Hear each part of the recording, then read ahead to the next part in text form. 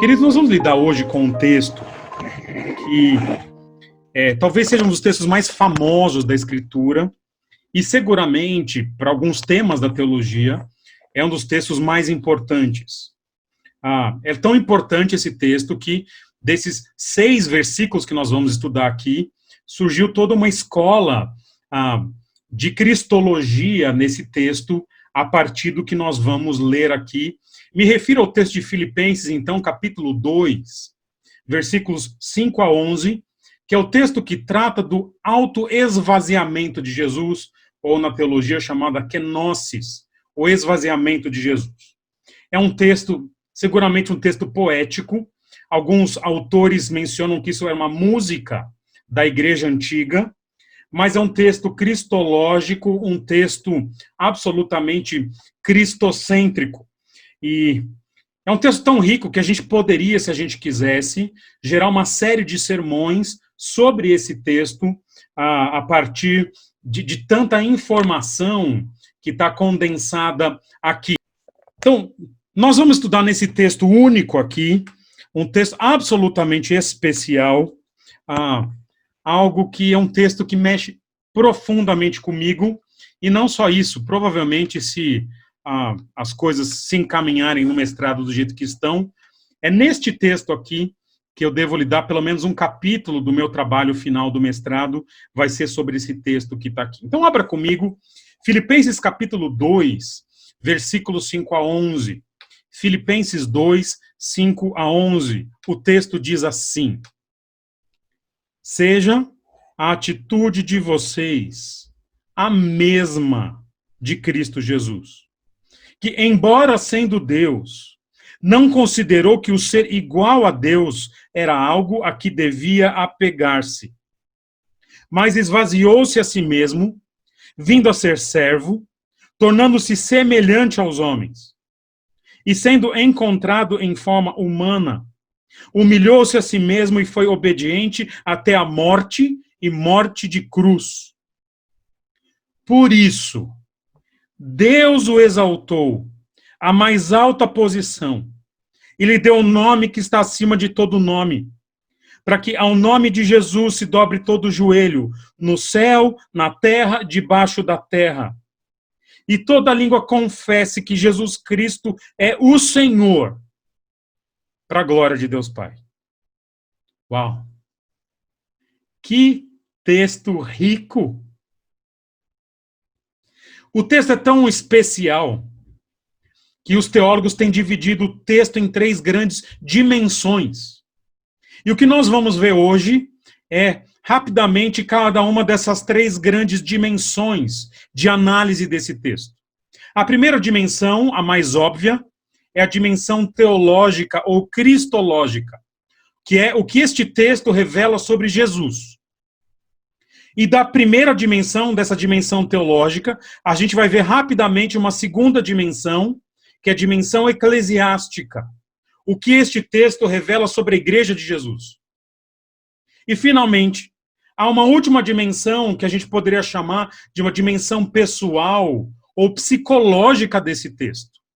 E da dimensão teológica, depois para a dimensão eclesiástica, agora nós vamos ter uma dimensão pessoal, psicológica desse texto. Comecemos, então, pela dimensão teológica, cristológica desse texto. O texto é um texto que começa falando de Jesus, e ele diz: tenham a mesma atitude de Jesus. Ou seja, na dimensão teológica ou cristológica, Jesus é alguém que neste texto precisa ser copiado. Esse texto ele é um modelo, um exemplo do que Paulo tinha falado antes no capítulo. A gente viu com o Daniel na semana passada que os crentes tinham recebido uma série de privilégios, que está em Filipenses capítulo 2, versículo 1.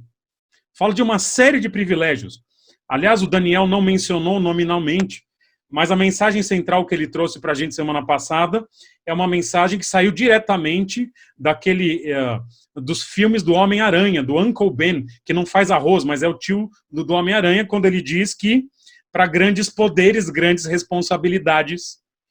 E o que o Daniel trouxe para a gente semana passada é grandes privilégios, grandes responsabilidades. E as responsabilidades foram trazidas para a gente nos versículos 2 a 4. Primeiro, versículo 2. Agora que vocês receberam tanta coisa em Cristo, versículo 1, a primeira responsabilidade no versículo 2 é a unidade. Sejam um, num único modo de pensar. Depois, no versículo 3, a segunda grande responsabilidade é a humildade, considerando os outros superiores a si mesmo. E depois, no versículo 4, a última grande responsabilidade para pessoas que receberam privilégios, que é cuidar do interesse dos outros. E a partir dessas responsabilidades, então, chega o versículo 5, em que o apóstolo Paulo diz, olha, agora eu vou dar para vocês o exemplo do que eu estou dizendo nos versículos 1 a 4.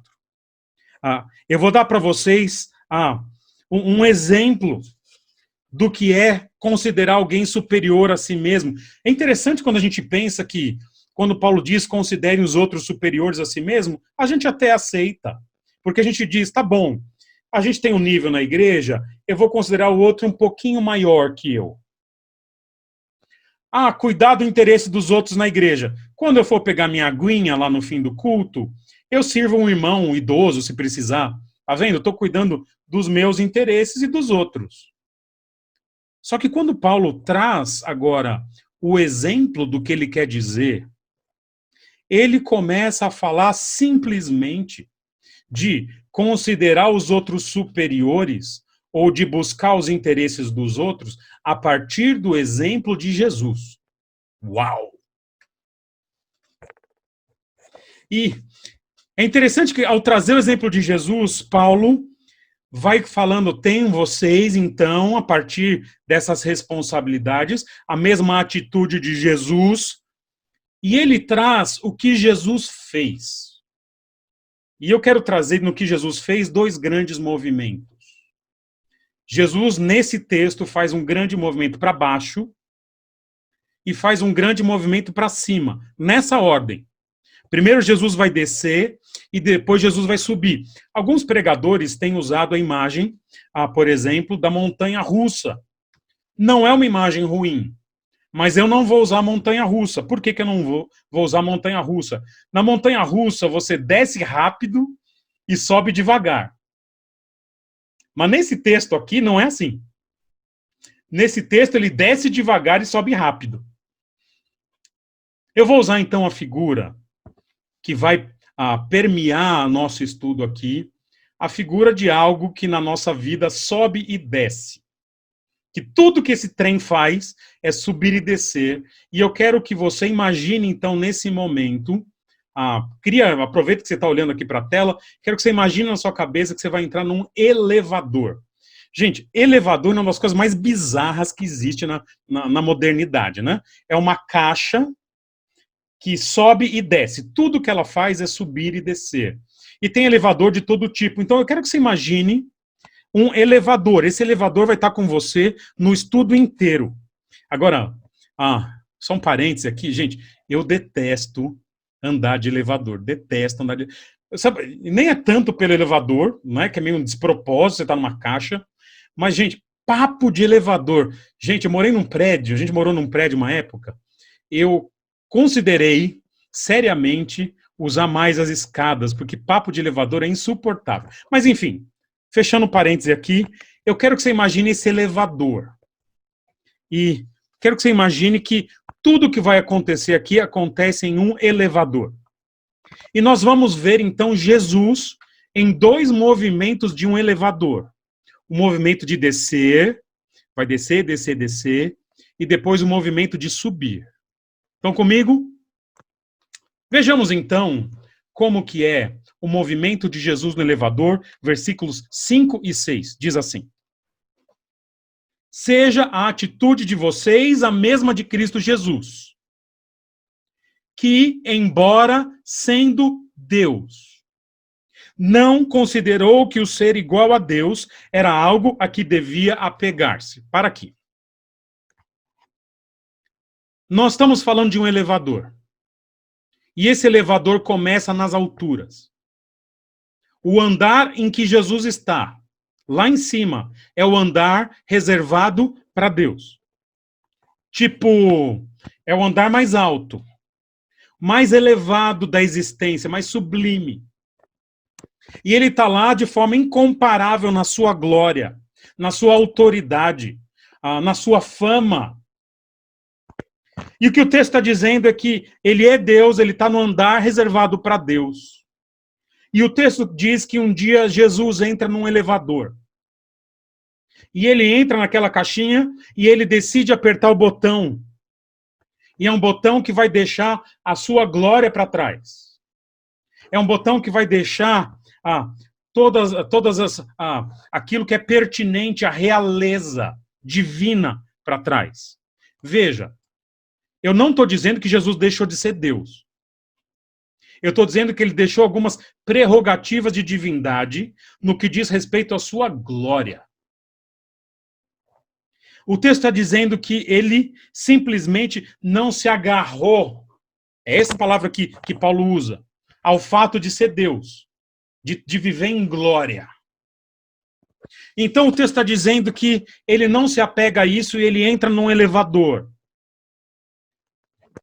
Irmãos, eu não consigo imaginar o que é uma vida de realeza divina de Jesus nos céus. Eu me lembro que, muitos anos atrás, eu tive a oportunidade de visitar um pequeno castelo, e naquele castelo que a gente foi visitar, havia ali um salão, não era um castelo de rei, era um castelo de governador, e havia um salão para receber festas de convidados. Salvo engano, nós vimos algo em torno de 200 cadeiras numa mesa para convidados. Era uma mesa que não tinha fim, quase. E era a mesa de um governador. Você imagina como deve ser a mesa de um rei. Só para vocês terem uma ideia, o Palácio de Versalhes, na França, ele possui 2.153 janelas, né?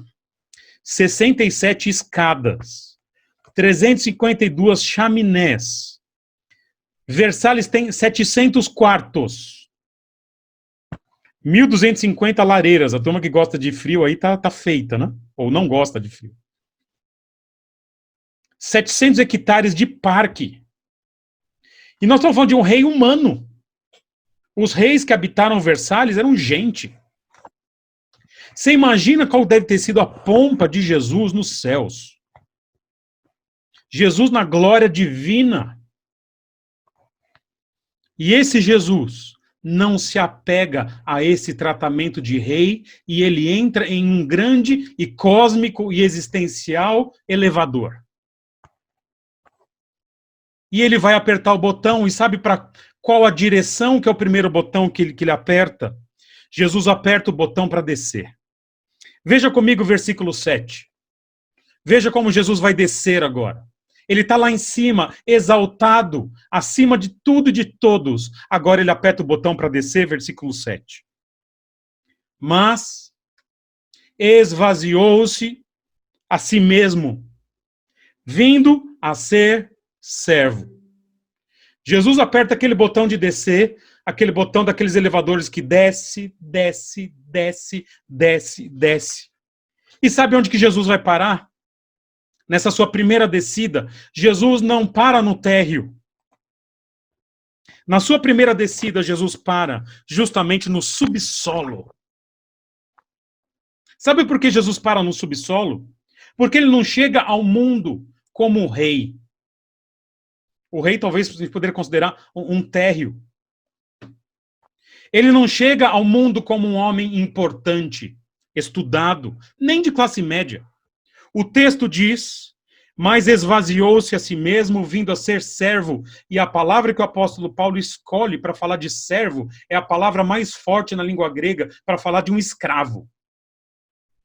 Não está dizendo que Jesus era escravo, mas ele veio com a atitude mais radical que alguém poderia vir para esse mundo, para servir. Então está lá, Jesus, que é Deus, lá em cima, entra num elevador existencial e aperta o botão do primeiro subsolo e deixa lá para cima toda a sua glória. E chega ao mundo com a dignidade de um escravo.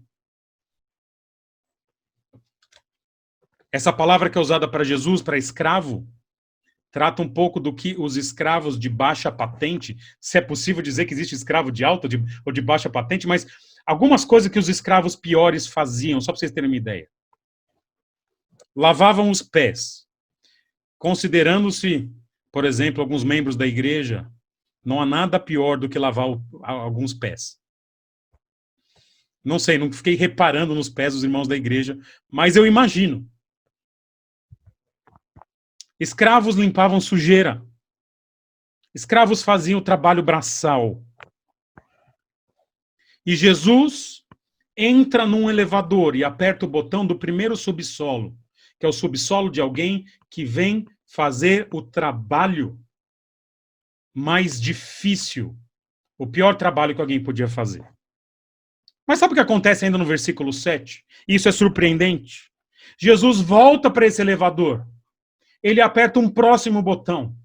E adivinha para qual direção ele vai? Jesus decide descer ainda um nível inferior. Jesus vai para um segundo subsolo, no versículo 7 ainda diz assim: mas esvaziou-se a si mesmo, vindo a ser servo, já vimos essa parte, tornando-se semelhante aos homens.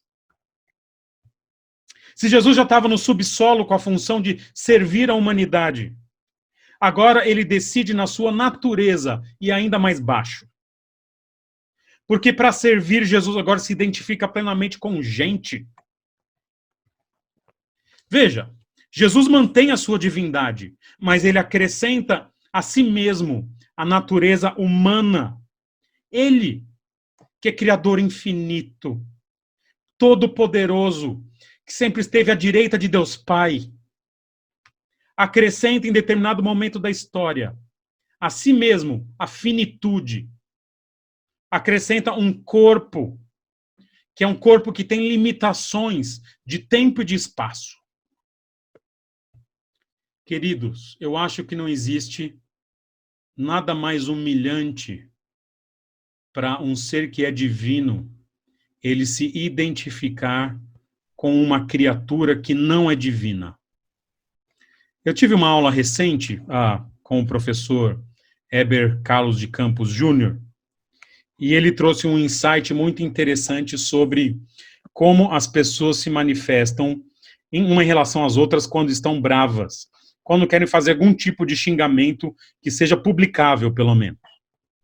Então, por exemplo, quando alguém é uma pessoa que não é muito inteligente, você observou que a gente tem algumas palavras do tipo sua anta, seu burro, sua mula, ou então, um outro momento fofo, pode ser cabeça de bagre, né? Quando um camarada é muito feio, você fala, esse cara é um dragão. Ou quando a gente não gosta de alguém, você fala, nossa, aquela pessoa é uma cobra, uma jararaca, ou se for camarada, você fala, cara, esse cara é um cavalo, um cachorro. Olha que interessante.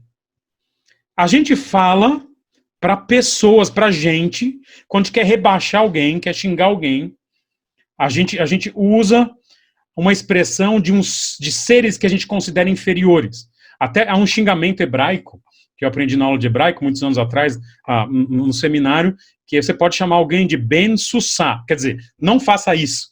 Mas Ben Sussá é o seguinte, Ben é a palavra filho, Sus é a palavra para cavalo, A é o sufixo feminino, Ben Sussá é um filho de uma égua, em hebraico. Né? Não use isso. Quando a gente quer diminuir alguém, a gente o identifica uma criatura inferior.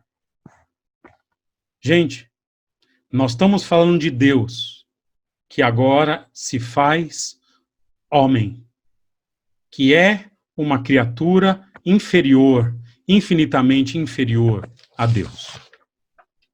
Então Jesus é aquele que estava lá nos céus. Ele entra num elevador, aperta um botão e para no subsolo da escravidão, do serviço, sacrificial. Aperta o segundo botão e vai para o segundo subsolo, o subsolo da humanidade. E sabe o que Jesus faz então? Jesus volta para esse elevador. E ele aperta um terceiro botão nesse elevador existencial. Veja comigo o botão que ele aperta no versículo 8. E sendo encontrado em forma humana, já vimos esse subsolo, humilhou-se a si mesmo e foi obediente. O terceiro subsolo que Jesus desce agora é o subsolo da plena submissão, da plena dependência, da plena obediência. E aí a gente percebe que aquelas passagens como, por exemplo, a tentação de Jesus no deserto, você fica se perguntando por que que Jesus simplesmente não deu um jeito para comer ali, sendo tão poderoso? Por que que ele não... Aquela tentação do diabo de transformar pedras em pães, por que que ele não deu um jeito ali? Porque Jesus aguarda no Pai a provisão. Jesus é obediente. Se o Pai não deu comida, não vai ter comida. Por 40 dias.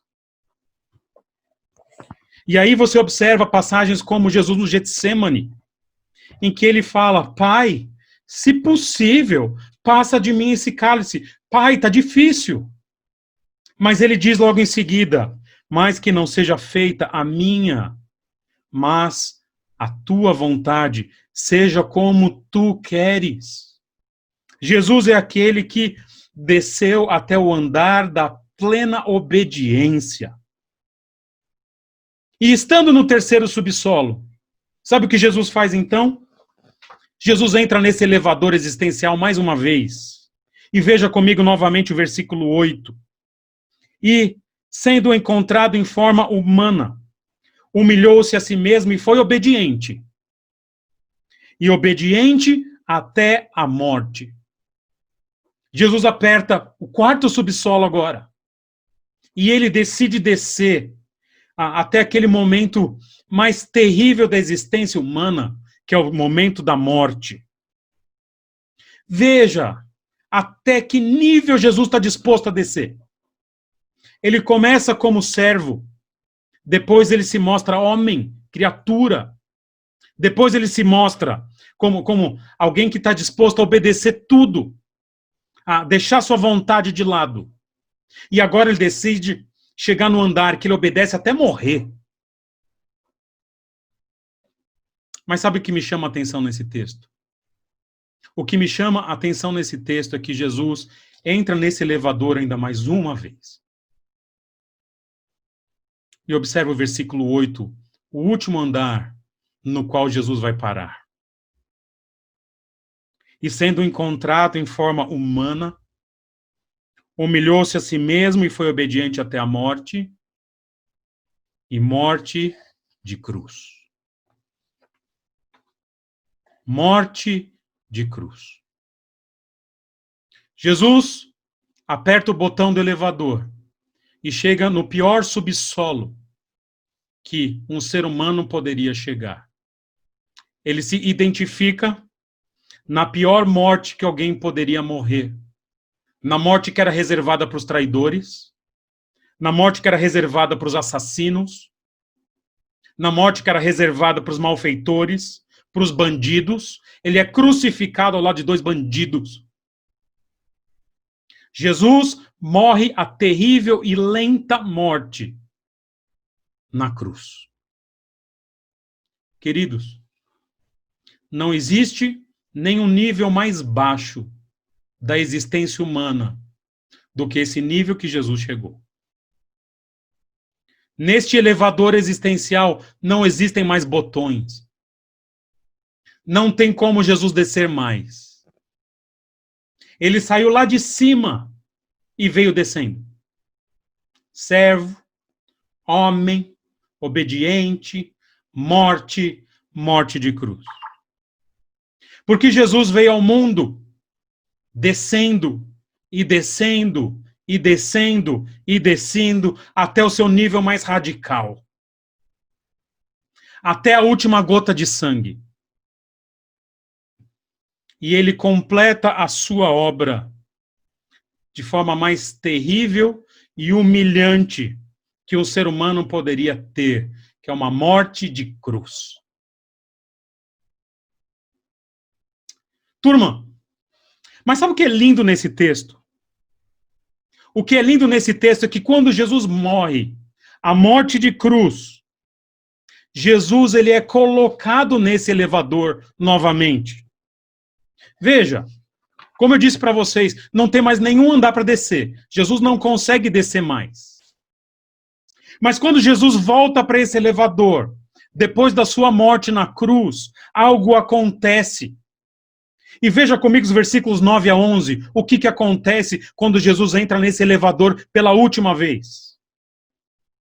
Por isso, versículo 9, Deus o exaltou à mais alta posição e lhe deu o nome que está acima de todo o nome, para que ao nome de Jesus se dobre todo o joelho, no céu, na terra, debaixo da terra, e toda língua confesse que Jesus Cristo é o Senhor, para a glória de Deus Pai. Gente, sabe o que acontece quando Jesus desceu no nível mais baixo? Ele é colocado nesse elevador. E Jesus não aperta nenhum botão aí não agora. Observe o versículo 9. Jesus não aperta botão nesse elevador agora. No versículo 9 diz, por isso Deus o exaltou. Agora Deus aperta um botão aqui. E esse botão que Deus aperta faz com que o elevador suba e suba e suba e suba direto para uma posição de autoridade. Uma posição de glória. Que agora Jesus Cristo é absolutamente, sempre foi, mas agora de forma muito provada, ele é absolutamente digno dessa glória. Deus aperta para Jesus o botão da existência mais gloriosa que jamais teve ou que sempre teve. Porque se Jesus já era exaltado, agora ele é mais que exaltado. E agora a sua exaltação, ela é percebida numa dimensão que antes talvez não fosse. E eu quero tratar com vocês rapidamente das dimensões dessa exaltação, desse retorno de Jesus à glória. Primeiro, o texto diz, Deus o exaltou à mais alta posição. Literalmente, a expressão é, Jesus se torna hiper exaltado. Que é uma absoluta redundância, né? Exaltado significa estar acima de tudo. Hiper exaltado está super, hiper, ultra acima de tudo. A imagem que eu tenho desse movimento de Jesus sendo hiper exaltado, não sei se você já viu uma pegadinha antiga, brasileira, da turma que entra num elevador, que era para ser um elevador panorâmico, só que o pessoal montou naquele elevador falso, em vez das janelas do elevador panorâmico, montaram umas telas de TV. Não sei se já viram isso daí. Então a pessoa entra lá, aperta o andar que tem que ir, e ali é como se o elevador fosse subindo, né? Mas a pegadinha é assim, em algum momento a luz apaga, e dá uma tremida, faz como se fosse concreto quebrando, e é como se o elevador tivesse passado pelo teto do prédio, sobe assim, e a pessoa vê nas telas o céu, sabe, com a imagem do céu, do elevador voando, não é? Essa imagem que eu tenho de Jesus sendo super exaltado aqui. Ele agora, ao subir, ele extrapola qualquer barreira. Ele vai acima dos céus, acima de todo nome. Na mais alta posição que ele poderia ocupar no universo. E há um segundo aspecto aqui dessa exaltação que tem que ver com a fama de Jesus. O nome de Jesus. O texto diz, e ele recebe um nome que é acima de todo nome. Então veja, não é só a altura que é infinita.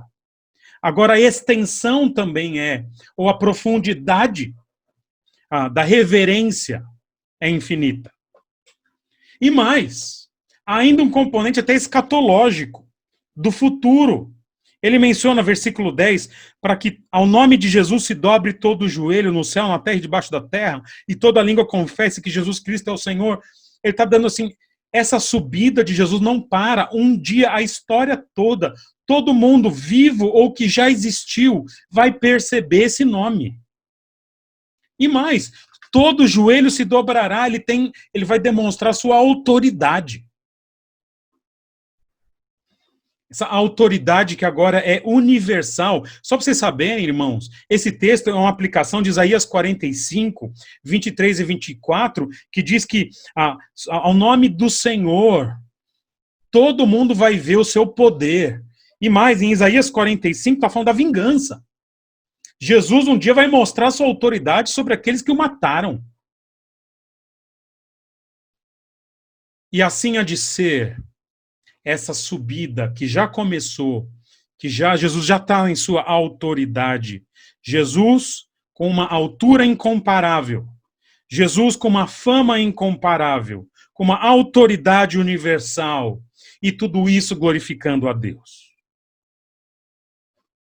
Irmãos, essa é a dimensão cristológica desse texto.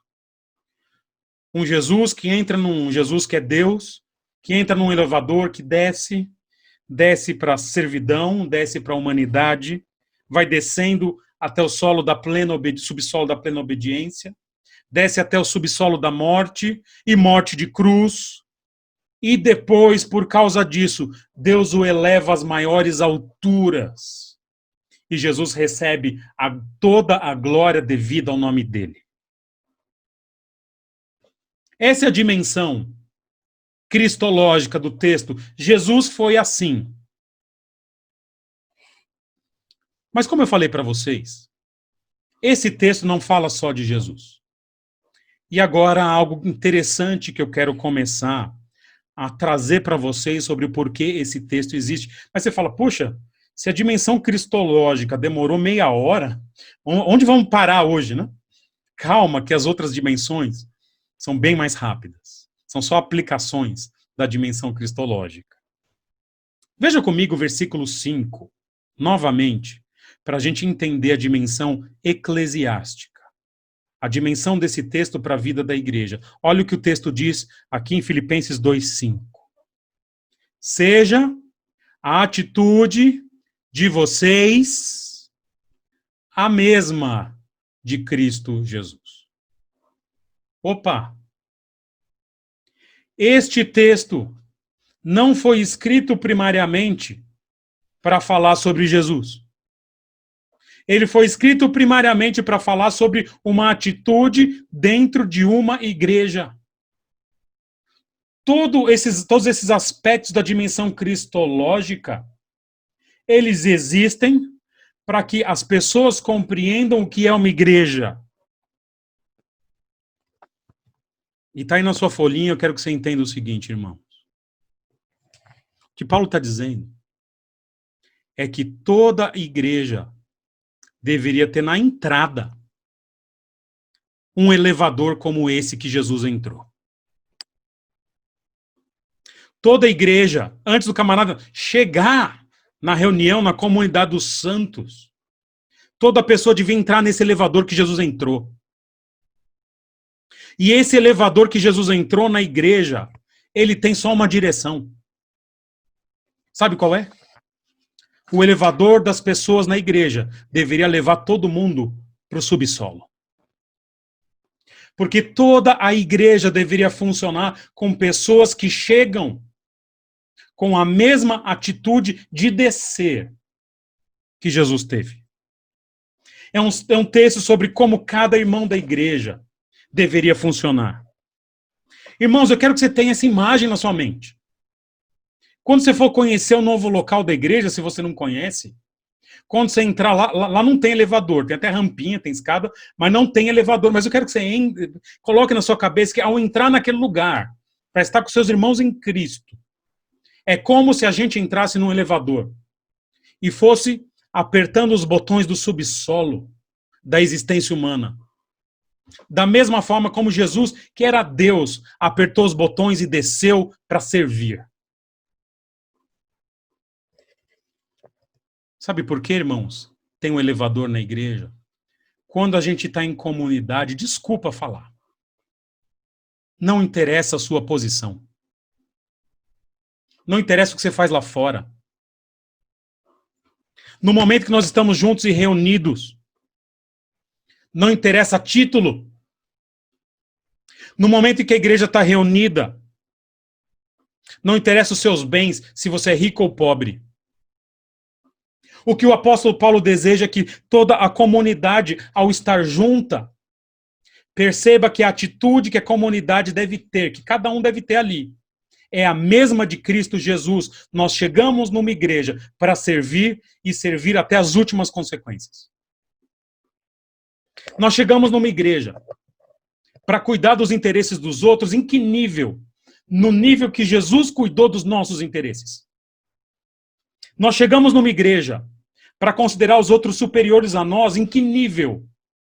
No nível que Jesus considerou a gente superior a ele, a ponto dele morrer por nós. Irmãos, esse é um texto absolutamente necessário para uma comunidade.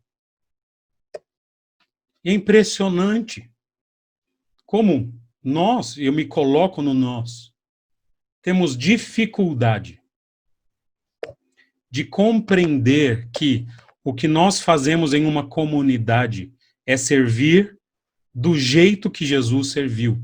Olha, todas as igrejas que eu já estive, inclusive a nossa, por exemplo, já tivemos problemas, por exemplo, em áreas como música. Música é uma área que falta elevador. É impressionante.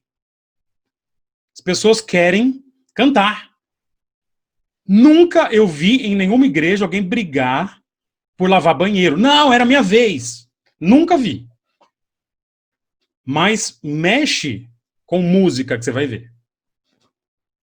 Quem vai fazer o solo? A igreja que tem coral. Solo é uma expressão de que a igreja não tem elevador. A briga por solo é a expressão que naquela igreja nunca ninguém entrou nesse elevador de Jesus. Já vi gente sair de igreja porque reduziu o nome na escala da cantina. Mas na hora de querer subir no elevador para ser exaltado, nós sempre temos muitos candidatos. Sabe, irmãos, a gente tem que... temos alguns parâmetros, e eu vou conversar com os irmãos agora, é uma conversa nossa da igreja aqui. Alguns dos parâmetros que eu avalio o quanto que a nossa igreja ainda precisa descer para esse subsolo. Por exemplo, a gente trabalha bastante com lista na igreja, lista de itens para levar, lista de serviço para fazer, mutirão. Cara, eu acho fenomenal a disposição dos irmãos. E olha, sou muito grato à nossa igreja, muita gente da igreja atua, se não a totalidade da igreja. Mas sabe como eu acho que a gente pode melhorar isso? É um parâmetro. Quando as listas chegam, e nós já temos alguns anos de listas, cara, eu não sei a situação individual de cada um sabe de si. Mas, normalmente, os itens da lista que são mais fáceis, seja lista de comida ou de serviço, eles terminam primeiro. Só sobra osso. Isso me indica que, sim, a igreja tem descido no elevador, mas talvez não tenha descido o suficiente. Vamos descer mais.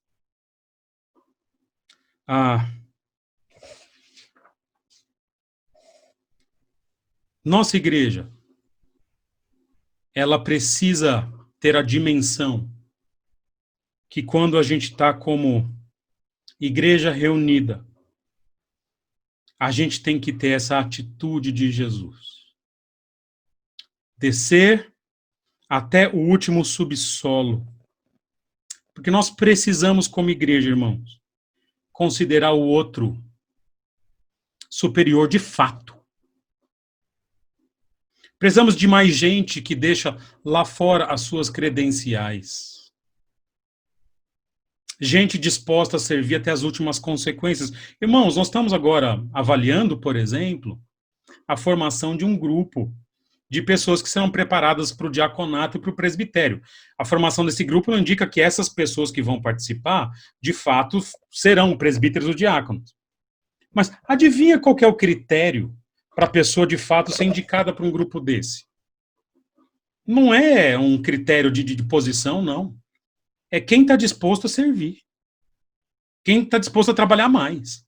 Porque o pastorado é trabalhar mais que os outros. O diaconato é trabalhar mais que os outros. É isso. E essa é a dimensão eclesiástica. A dimensão eclesiástica é que, numa igreja, deveria haver um elevador que desce até o subsolo, para que todo mundo que entre naquela comunidade entenda que está ali para servir aos outros, como se os outros fossem superiores a si mesmos. Mas há uma última dimensão nesse texto que eu quero falar para vocês, para a gente encerrar a nossa conversa aqui. Veja comigo novamente o versículo 5. Então nós vimos a dimensão cristológica, Jesus desce, desce, desce, desce, desce, e depois sobe. Vimos a dimensão eclesiástica, em que na igreja o texto é trazido para que a gente aprenda com o exemplo de Jesus no serviço dos irmãos. E agora a dimensão pessoal ou psicológica. Veja, mais uma vez, versículo 5 diz assim: seja a atitude de vocês a mesma de Cristo Jesus. Quero parar nessa palavra atitude. Eu não falei dela antes para vocês, porque eu ia falar agora. Se você olhar na Nova Versão Internacional, diz, seja a atitude. Revista Atualizada diz, tenham vocês o mesmo sentimento. Mas se tem uma versão que pegou, que captou literalmente o que o texto está escrito, é a Nova Tradução da Linguagem de Hoje, que diz, tenham vocês o mesmo modo de pensar. Opa! Veja. Turma, sabe o que o texto não está dizendo? O texto não está dizendo que agora, tá bom, porque o pastor falou, eu vou colocar meu nome na lista. Tá bom. Porque o pastor falou, então, é que eu vou fazer mais. Tá bom. Não é isso que o texto está dizendo. Está dizendo o seguinte: tenham dentro de vocês um pensamento assim.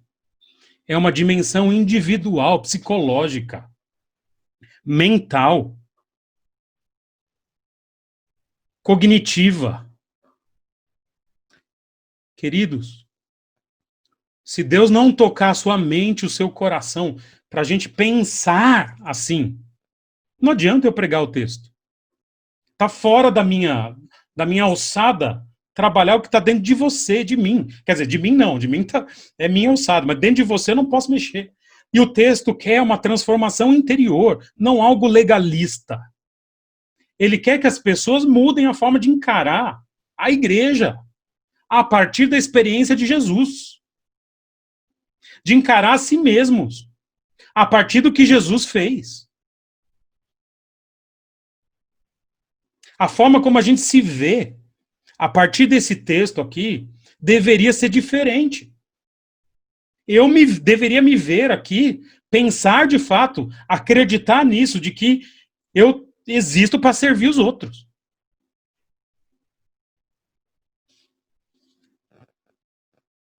E isso é algo que eu não posso fazer por você. Já tenho luta suficiente para fazer isso por mim. Pensar assim. Mas alguém precisa ensinar a igreja que a forma de pensar de um indivíduo crente é essa. Eu existo para servir.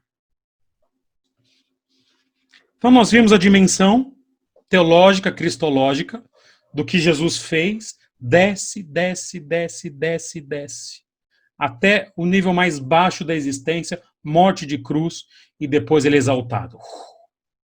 Vimos a dimensão eclesiástica, que se espera que na igreja a atitude seja essa de serviço.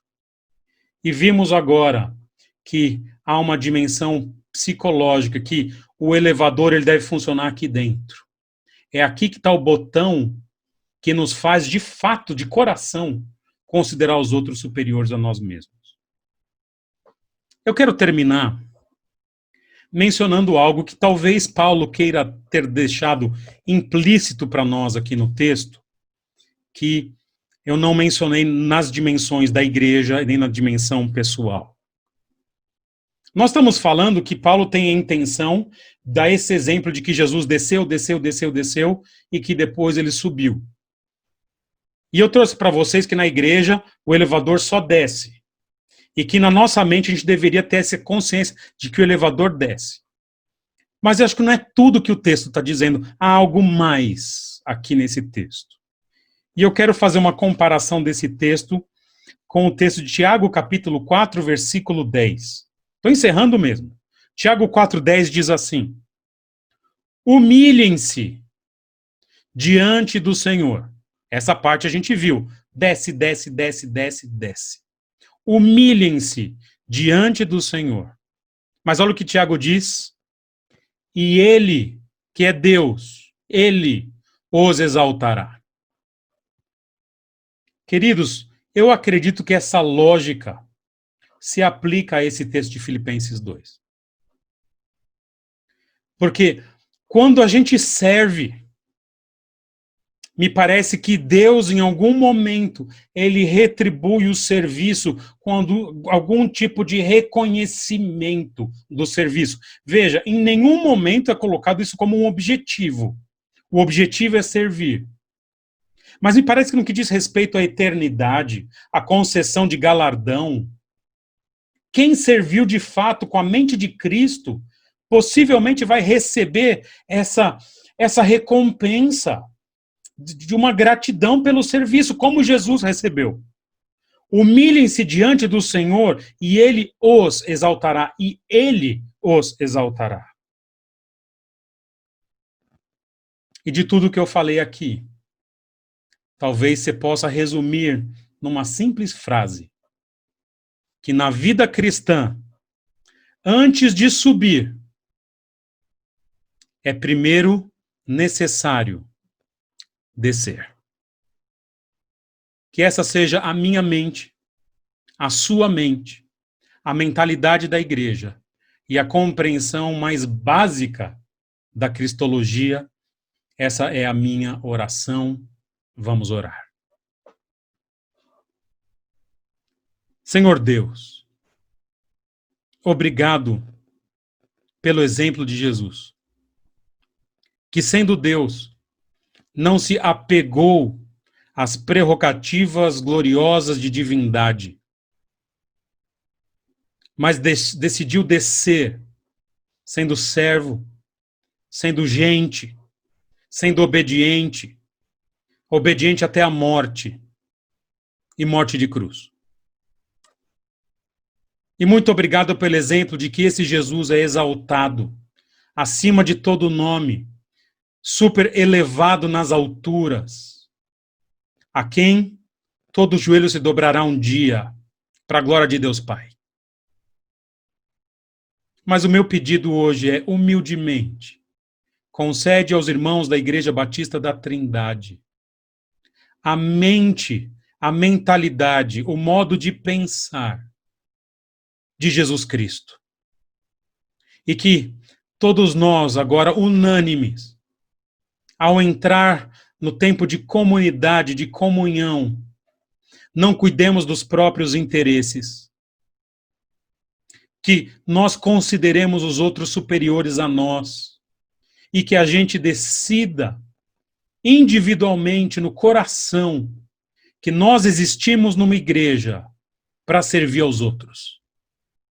Senhor, eu te peço que o Senhor faça isso comigo, que hoje eu sou o pastor da igreja, com o Daniel, que também é líder da igreja, e que a gente tenha essa perspectiva dentro do coração, que a gente se realiza quando a gente serve mais. E que essa perspectiva contamine os meus irmãos aqui. E que todos nós sejamos uma igreja que coloca o interesse dos outros à frente dos nossos interesses. E que considera os outros, de fato, superiores a nós mesmos. Obrigado porque a nossa igreja é uma igreja de serviço, mas eu te peço que o Senhor continue lapidando esse serviço, aprofundando os conceitos que embasam esse serviço. E assim, Senhor, eu te agradeço imensamente pelo tempo aqui juntos, em nome de Jesus. Amém.